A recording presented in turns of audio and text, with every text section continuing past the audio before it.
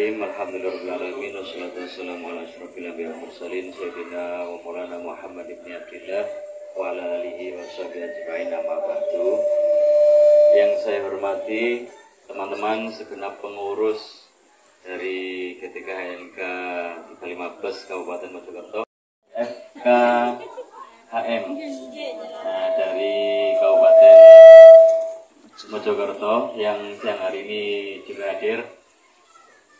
Perlu saya sampaikan Bapak Ibu, alhamdulillah dengan adanya beberapa nama forum yang ada di Kabupaten Panjenengan, saya rasa itu adalah kekuatan besar, kekuatan bagus, tetapi dalam satu koridor upayakan kita ini menggapai perjalanan dalam sebuah kebersamaan. Karena saya juga berawal dari Kabupaten Pasuruan. Kabupaten Pasuruan ada forum lain, FKSP, itu tim saya ajak itu yang sering riwa-riwi, sering saya ajak pulang malam kalau kita koordinasi ke Dewan, koordinasi ke stakeholder kita di Kabupaten Pasuruan. Jadi saya memang membentuk tim khusus, tim Spartan Kabupaten Pasuruan, sehingga memang benar-benar saya percaya tidak mungkin si A ini saya ajak pulang sampai jam 1 malam dini hari, tidak mungkin. Sehingga saya benar-benar memilih orang yang siap untuk saya ajak riwa-riwi, bahkan kita itu harus melakukan kegiatan, melakukan sebuah perjalanan lebih dari yang lain. Nah, nek ngomong soroy, nek ngomong susah jelas sudah sangat lebih soroh dari kancane, kan begitu. Nah, maka dari itu kalau kita ngomong susahnya, saya rasa panjang sekali cerita itu harus kita bahas. Tetapi pada kesempatan siang hari ini perlu kita singkat waktu, lebih padat. Yang penting kita bisa mengena apa yang harus kita lakukan nanti. Di sini saya rasa ada teman-teman yang belum PG, belum ikut tes dan tendik. Ketiganya sudah kita rangkum kemarin, kurang lebih sudah ada 5 lembar ini yang saya sodorkan ke Sekretariat Komisi 10, sekaligus masing-masing personil dari anggota Komisi 10 yang hadir RDPU tanggal 29 Agustus kemarin, beliau-beliaunya sudah kita kasih juga. Sehingga itu akan dijadikan bahan oleh beliau-beliau untuk nanti masuk ke pembentukan Pansus DPR RI, bukan lagi panja. Kalau panja sudah dilaksanakan oleh Komisi 10, menghasilkan berbagai hal. Mohon maaf, bagaimanapun juga, sebuah bendera kalau sudah dikibarkan, sebuah pergerakan dilakukan, coba perhatikan. Masa kerjanya teman-teman K2 itu jelas lebih lama dari teman-teman non K2. Tetapi afirmasi yang diberikan, kenapa kok lebih besar daripada antara K2 dengan non K? Itu artinya saya rasa faktor dari bendera yang kita kibarkan. Kita diberi afirmasi 15%. Teman-teman K2 berapa persen? Hanya 10%. Padahal kalau melihat masa kerja, teman-teman K2 jelas lebih lama, Pak. Walaupun hanya selisih bulan misalnya. Tetapi pedomannya adalah, ya ketentuan 1 Januari 2005 itu sendiri. Kalau sudah punya masa kerja 1 Januari 2005, artinya bisa tercover di K2. Mestinya seperti itu. Tetapi ada daerah yang tidak mengcover, padahal punya TMT tahun 2004 misalnya. Mestinya katut di K2, tetapi tidak katut. Itulah salah satu prosedur jalan yang mungkin saat itu tidak begitu dipantau bersama, Pak. Karena kalau sudah tidak dalam pantauan bersama, ya ini yang repot. Nanti ada apa-apa sering ketinggalan. Nah, maka dari itu, ini kesempatan nanti. Kemarin saya sudah memasukkan surat ke Komisi 10 yang semestinya saya sudah pulang kemarin itu, sehingga saya tidak pulang, harus melanjutkan nambah hari di penginapan. Nah, itu saya masukkan surat, dan surat itu kita sudah tentukan tanggal 15 September ini. Kalau nanti deal dapat panggilan, maka harus siap tanggal 15 sudah standby di Jakarta. Kalau melihat jadwal yang ada itu pukul 10 pagi, itu RDPU-nya di Komisi 10 akan membahas yang belum PG dan sekaligus belum tes tentunya, dan teman-teman tendik kita masukkan di dalamnya. Sehingga saya berharap hari ini jenengan kumpul, tidak hanya sekedar ngumpul, buatlah sebuah konsep khusus dari suara teman-teman Mojokerto ini, apa saja masalah yang ada di Kabupaten Mojokerto, kendala-kendala apa saja silakan dirangkum. Nanti kalau Mojokerto sudah menyelesaikan hari ini, tentu saya sudah punya lebih dulu dari kabupaten yang lain se-Jawa Timur. Maka dari itu mungkin nanti kita ramu dari persoalan-persoalan daftar inventaris masalah yang ada yang itu juga akan kita sodorkan, itu juga akan kita sampaikan di hadapan sidang RDBU tanggal 15 tentunya. Nah, harapan saya seperti itu. Jadi monggo teman-teman Mojokerto upayakan untuk bisa merampungkan sebuah daftar inventaris masalah apa saja masalah-masalah yang ada di Kabupaten Mojokerto terkait yang belum PG ataupun belum tes, sekaligus teman-teman TNI. Nah, ini kita rangkum dan harapannya apa? Dari persoalan-persoalan yang ada itu juga tuangkan sebuah harapan yang bisa kita sampaikan. Nah, itu. Kemudian perlu saya sampaikan, saya rasa kemarin kita itu menggaungkan dari teman-teman GTKNK menggaungkan kepres PNS tanpa tes. Saya rasa apa yang sudah kita gaungkan itu akan terlaksana walaupun itu bukan sebuah kepres. Nanti kita buktikan. Dari mana kita membuktikan itu? Bisa dicek di Permen Pan RB nomor 20 tahun 2022 kemarin. Bahwasanya di sana disebutkan ada kurang lebih 3 sampai 4 kategori itu ya prioritas. Yang pertama, prioritas 1 adalah teman-teman yang sudah mencapai nilai passing grade itu tinggal ditempatkan yang pertama. Kan begitu. Cuman persoalannya cukup tidak formasi di kabupaten kita. Bagaimana supaya cukup? Itulah pinter-pinternya pengurus, pinter-pinternya para pejuang lapangan ini untuk koordinasi dengan Pemda kita. Karena tidak sedikit Pemda itu masih merasa ketakutan di saat harus menyampaikan formasi yang diusulkan kepada pemerintah pusat. Ya, saya rasa di situ agar benar-benar tercover teman-teman yang lulus passing grade ini menempati formasi di induknya sendiri. Karena bunyinya memang pertama harus ditempatkan di induknya sendiri. Kalau tidak memungkinkan, kalau sudah penuh, paling tidak ditempatkan di lembaga tetangga. Nah, tetapi kemarin sudah muncul edaran data Excel nasional, itu ada teman-teman yang ada ditempatkan di luar kabupaten, bahkan luar provinsi. Ada yang di luar Jawa. Itu kemarin sudah kita singgung di hadapan Komisi 10, dan itu disuarakan keras oleh Bang Purnama Sidi. Dia menyebut persoalan besar muncul dari Probolinggo, Kabupaten Pasuruan juga. Ini sebenarnya yang hoax ini siapa? Ya Kemendikbudristek atau teman-teman di lapangan? Karena memang nyatanya beredar itu. Tetapi tetap kita upayakan, kita suarakan, kita kawal. Kiranya teman-teman ini masih tercover di kabupaten kotanya masing-masing. Biar tidak sampai terjadi seperti yang ada di data itu. Nah, itu harapannya. Kemudian prioritas kedua.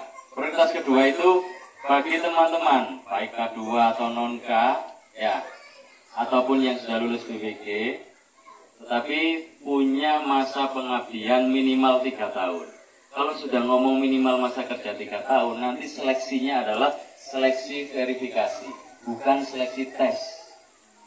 Itu artinya meskipun Presiden tidak mengeluarkan sebuah kepres untuk memberikan sebuah pengangkatan terhadap honorer, kalau sekarang kita ngomongnya sudahlah kita nerima, tidak apa-apa, P3K ini memang dengan terpaksa kita terima, walaupun bukan PNS, tetapi melalui seleksi verifikasi. Seperti apa? Salah satunya, ini sudah pendataan apa belum? Yang non ASN kan sudah pendataan ya? Sudah pendataan sekarang.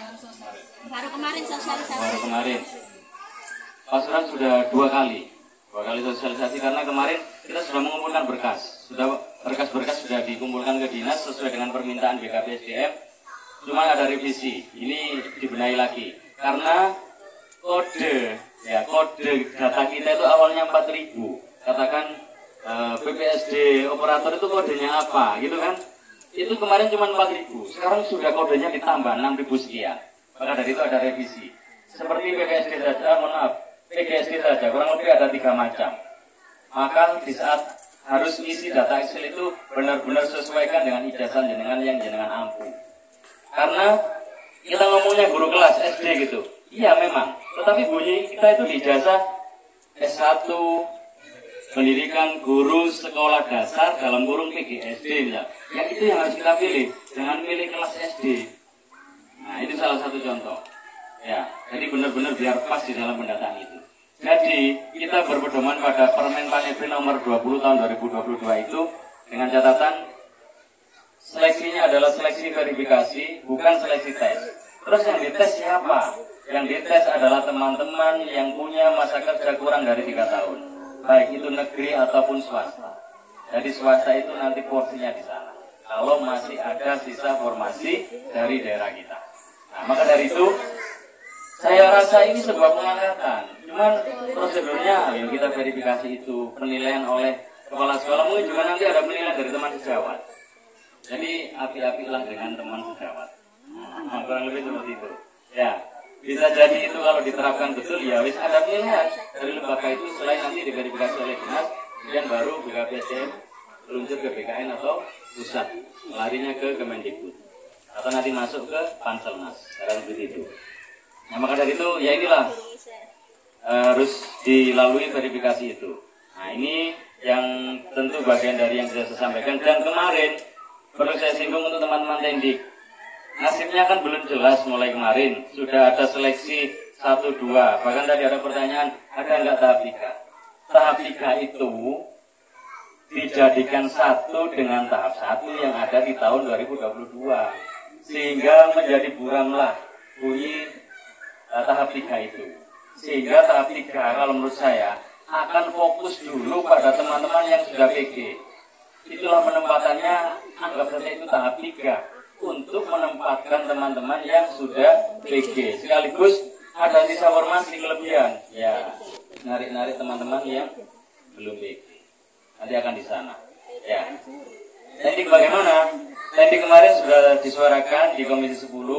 Pak Dede Yusuf sudah menyatakan juga selaku wakil ketua Komisi 10 sebenarnya kemarin posisinya hanya menjadi pimpinan sidang saja.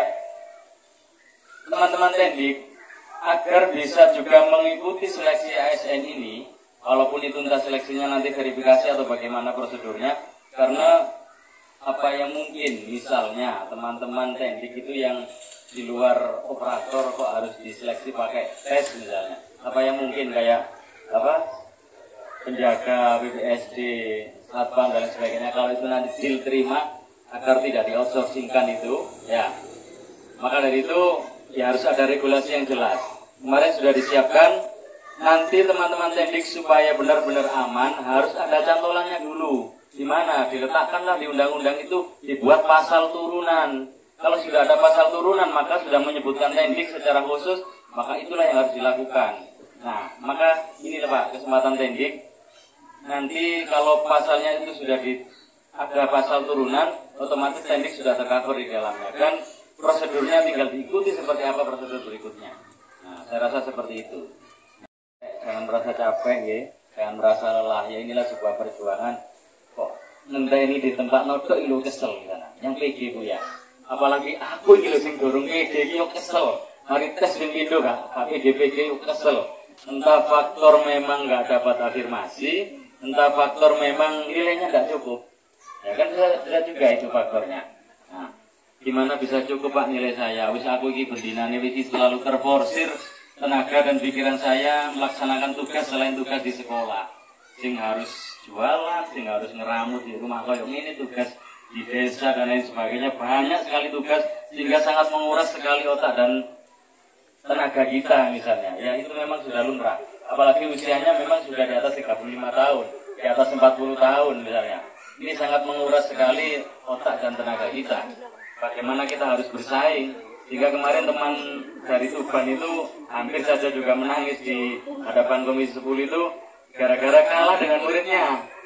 Muridnya tuh lulus, aku sing ngurus hari iki lulus jadi ASN, sedangkan aku durung. Ya apa nolong soe gitu kan ya. Bagaimana melangsa rasa di hatinya itu? Ya bisa kita rasakan. Ya, mulai cilik murid terus tak urut, tak didik, saya kita di ASN duluan daripada gurunya. Kan begitu.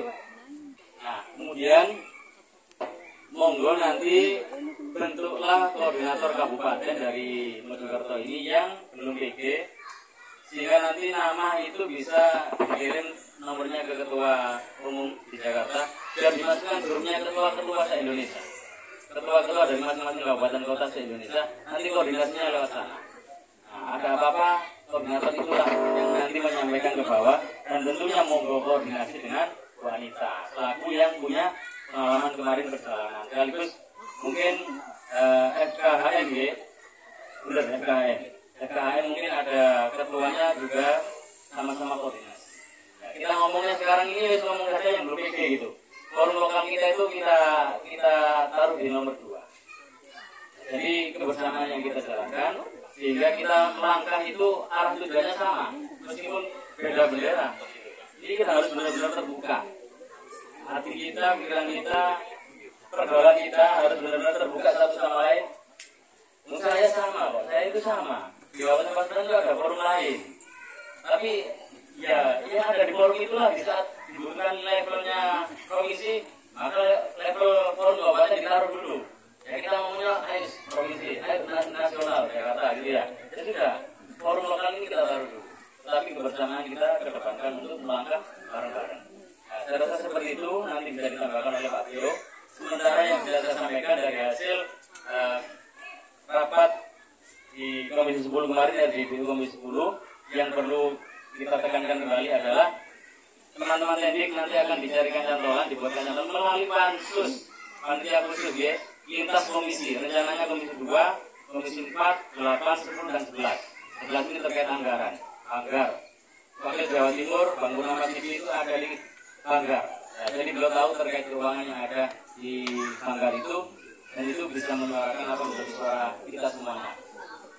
Jadi sudah, kemudian yang PG jelas, yang belum PG juga non PG nanti dikawal melalui Permen RB nomor 20, dan sekaligus pendataan non ASN ini harus juga dipersiapkan di daerah masing-masing. Kita juga harus koordinasi baik-baik dengan Pemda kita agar kita benar-benar tercover, jangan sampai tercecer seperti kejadian di tahun 2005 dulu yang pendataannya insya Allah tahun 2006, antara 2006 dan 2005 itu ya. Maka dari itu benar-benar harus tercover semuanya, karena ada sebagian daerah, mohon maaf Bu, ada yang didata itu hanya K2 nya saja. Itu satu yang pertama, ada yang didata itu K2 dan yang PG saja, selain itu tidak didata. Tapi di Mojokerto gimana? Semuanya apa gimana? Semuanya. Pasuruan juga sama, baik itu K2, non-K, lulus PG ataupun tidak PG, bahkan teknik semuanya sudah tercover di data semuanya. Yang penting memenuhi syarat minimal masa kerja 1 tahun, minimal usia 20 tahun, maksimal usia 56. Nah, saya rasa itu harus dikawal bareng-bareng agar benar-benar tercover. Tidak menutup kemungkinan yang jumlah kita mungkin 1.500 atau tiba-tiba jadi 1.900.